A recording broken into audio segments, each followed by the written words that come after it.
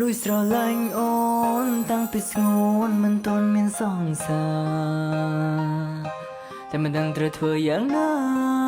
ឲ្យជីវ៉ាបានយល់ពីចិត្តទេ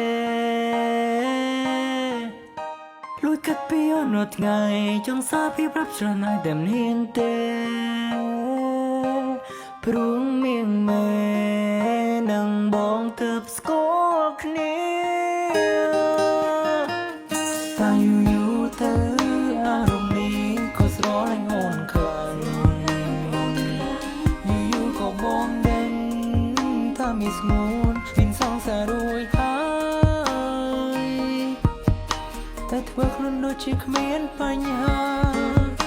មិនខ្វល់ថាអូនមានសង្សារត្រឹមឲ្យយើងបានជួបគ្នាមិនដឹងពេលនេះយើងក្នុងឋានៈអ្វីតែត្រឹមពេលនេះបងគិតដល់ស្រីដឹងដល់អូនពិតបារម្ភស្មួនស្រមោស្រមៃនឹកដល់អូនគ្រប់ពេលនឹងច្បាស់ពេលនេះអូនក៏មិនសង្សារតែបងបិទហាមចិត្តខ្លួនឯងមិនបានទេ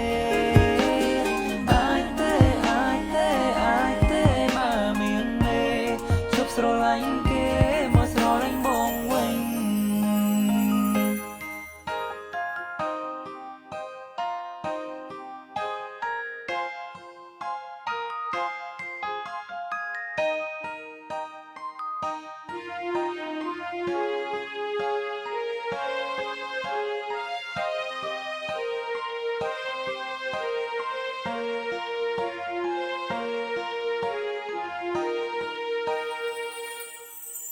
លួយស្រឡាញ់អូ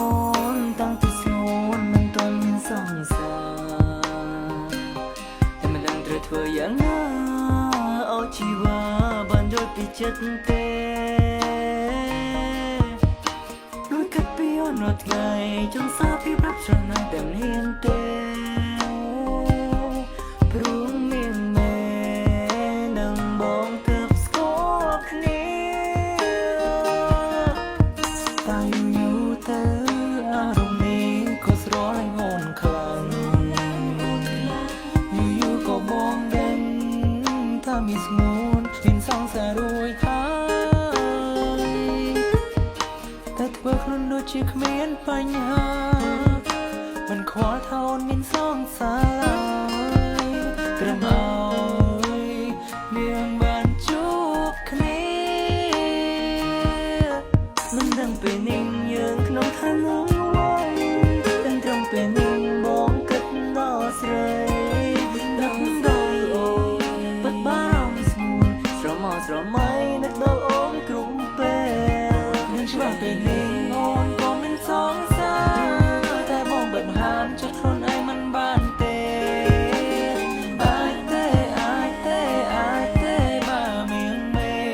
ជប់ស្រឡាញ់គេមកស្រឡាញ់បងវិញយើងក្នុងឋានៈអ្វីដឹងត្រឹមពេលនេះបងគិតដល់ស្រីនឹកដល់អូនពិតបារម្ភស្ងួនស្រមោស្រមៃនឹកដល់អូនគ្រប់ពេលនឹងច្បាស់ពេលនេះអូនក៏មិនសង្សារតែបងបិទហាមចិត្ត